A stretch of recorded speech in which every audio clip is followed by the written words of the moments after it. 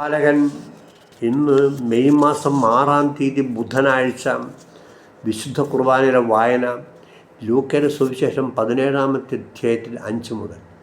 അപ്പോൾ അപ്പസ്തോലന്മാർ കർത്താവിനോട് പറഞ്ഞു, ഞങ്ങളുടെ വിശ്വാസം വർദ്ധിപ്പിക്കണമേ. കർത്താവ് പറഞ്ഞു, നിങ്ങൾക്ക് ഒരു കടുകുമണിയോളം വിശ്വാസമുണ്ടെങ്കിൽ ഈ സിക്കമേൻ വൃക്ഷത്തോട് ചൂടോടെ ഇളകി കടലിൽ ചെന്ന് വേര് ഉറയ്ക്കുക എന്ന് പറഞ്ഞാൽ അത് നിങ്ങളെ അനുസരിക്കും. നിങ്ങളുടെ ഒരു ഭൃത്യൻ ഒഴുകുകയോ ആടുമേയ്ക്കുകയോ ചെയ്തിട്ട് വയലിൽ നിന്ന് തിരിച്ചു വരുമ്പോൾ അവനോട് നീ ഉടനെ വന്ന് ഭക്ഷണത്തിൽ ഇരിക്കുക എന്ന് നിങ്ങൾ ആരെങ്കിലും പറയുമോ? എനിക്ക് ഭക്ഷണം തയ്യാറാക്കുക, ഞാൻ ഭക്ഷിക്കുകയും പാനം ചെയ്യുകയും ചെയ്യുന്നത് വരെ അരമുറുക്കി എന്നെ പരിചരിക്കുക, അതിനുശേഷം നിനക്ക് തിന്നുകയും കുടിക്കുകയും ചെയ്യും എന്നല്ലേ നിങ്ങൾ പറയുക? കൽപ്പിക്കപ്പെട്ടത് ചെയ്തതുകൊണ്ട് ദാസനോട് നിങ്ങൾ നന്ദി പറയുമോ? ഇതുപോലെ തന്നെ നിങ്ങളും കൽപ്പിക്കപ്പെട്ടവയെല്ലാം ചെയ്തതിന് ശേഷം ഞങ്ങൾ പ്രയോജനമില്ലാത്ത ദാസന്മാരാണ്, കടമ നിർവഹിച്ചതേ ഉള്ളൂ എന്ന് പറയുവിൻ. നമ്മുടെ കർത്താവായ മിശിഹായ്ക്ക് സ്തുതി. സ്നേഹം നിറഞ്ഞവരെ, ഇന്നത്തെ സുവിശേഷത്തിൻ്റെ സന്ദേശം വിശ്വാസത്തിൽ ശക്തിയാൽ ശുശ്രൂഷ എന്നാണ്.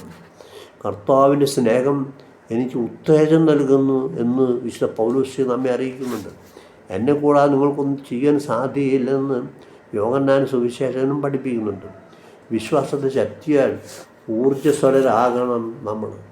വിശ്വാസത്തെ ശക്തിയാൽ സിക്കമേൻ വൃക്ഷം ചൂടോടെ ഇളകി കടലിൽ വേര് ഉറയ്ക്കുമെന്ന് ഒരു ഉദാഹരണം നമ്മളിപ്പോൾ തന്നെ വായിച്ചു കേട്ടതാണ്. യേശുക്രിസ്തുവിൻ്റെ അനുയായിയും തമ്മിലുള്ള ഹൃദയബന്ധം ദാസനും യജമാനും തമ്മിലുള്ളതായിരിക്കണം. എന്താണ് ഈ ബന്ധം? ഞങ്ങൾ പ്രയോജനമില്ലാത്ത ദാസന്മാരാണ്, കടമ നിർവഹിച്ചതേ ഉള്ളൂ. യജമാനൻ ആവശ്യപ്പെടാതെ കണ്ടറിഞ്ഞ് തൻ്റെ കടമകളിൽ ശുശ്രൂഷ ചെയ്യുന്നവരായിരിക്കണം ദാസന്മാർ. അടിമകളേക്കാൾ വിധേയത്വമുള്ളവരാണ് അവർ. അടിമകളുടെ കീഴെയാണ് ദാസന്മാരുടെ സ്ഥാനം തന്നെ.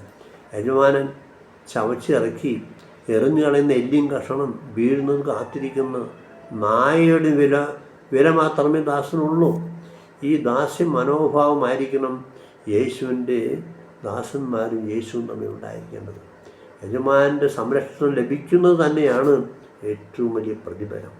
ആവശ്യപ്പെട്ടത് ചെയ്യുന്നതല്ല, കണ്ടറിഞ്ഞ് പ്രവർത്തിക്കുന്നവനാണ് അതാണ് ദാസൻ്റെ മഹത്വം.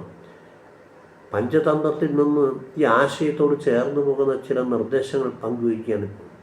1, യജമാനൻ വരുമ്പോൾ ദാസൻ എഴുന്നേറ്റ് നിൽക്കണം. 2, യജമാനൻ വാങ്ങിക്കൊടുത്ത ഉടുപ്പ് ധരിച്ച് യജമാൻ്റെ മുമ്പിൽ നിൽക്കണം. 3, യജമാനൻ അബദ്ധം ചെയ്താൽ പരിഹസിക്കാൻ പാടില്ല. യജമാനൻ ദുഃഖിച്ചിരിക്കുമ്പോൾ ചിരിക്കരുത്, വിഷാദഭാവം പുലർത്തണം. യജമാൻ്റെ മുമ്പിൽ വെച്ച് മറ്റുള്ളവരോട് സ്വകാര്യം പറയാൻ പാടില്ല.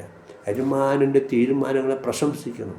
യജമാനൻ ചുമച്ചാൽ ആവശ്യപ്പെടാതെ തന്നെ കഷായമുണ്ടാക്കി യജമാനന് കൊടുക്കണം.